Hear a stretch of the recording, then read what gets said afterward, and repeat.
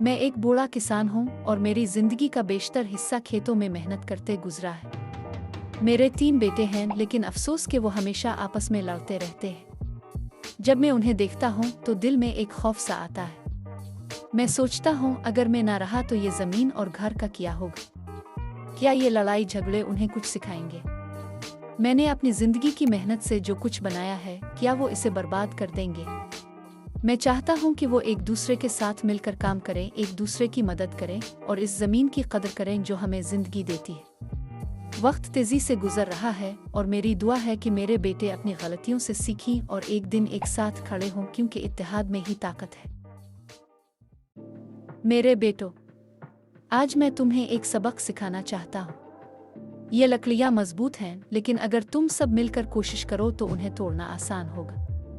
देखो, अगर तुम अकेले कोशिश करोगे तो नाकामी का सामना करना पड़ेगा, लेकिन अगर तुम सब मिलकर काम करो तो ये गट्ठा आसानी से टूट जाएगा। यही जिंदगी का सबक है। इत्तेहाद में ताकत है। अगर तुम सब मिलकर काम करोगे तो कोई भी मुश्किल तुम्हें नहीं रोक सकती।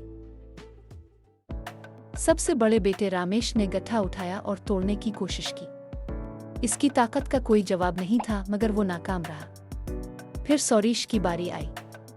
इसने भी अपनी पूरी कुव्वत लगाई, मगर गट्ठा ज्यों का त्यों रहा। आखिर में नरेश, जो सबसे छोटा है, ने सोचा कि शायद इसमें कुछ खास है। इसने अपनी ताकत आजमाई, लेकिन नतीजा वही रहा। ये देखकर मुझे एहसास हुआ कि कभी कभी ताकत से ज्यादा अक्ल की जरूरत होती है।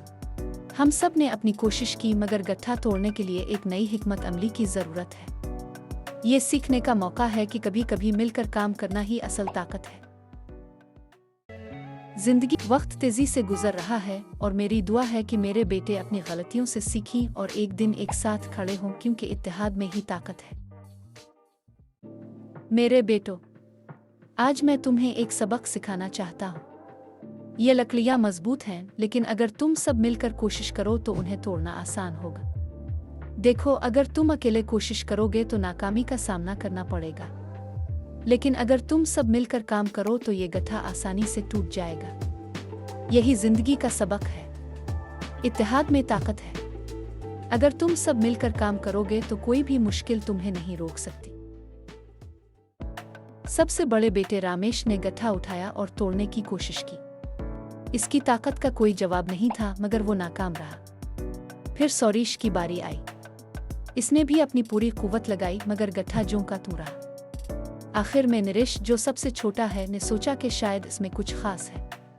इसने अपनी ताकत आजमाई, लेकिन नतीजा वही रहा। ये देखकर मुझे एहसास हुआ कि कभी कभी ताकत से ज्यादा अक्ल की जरूरत होती है।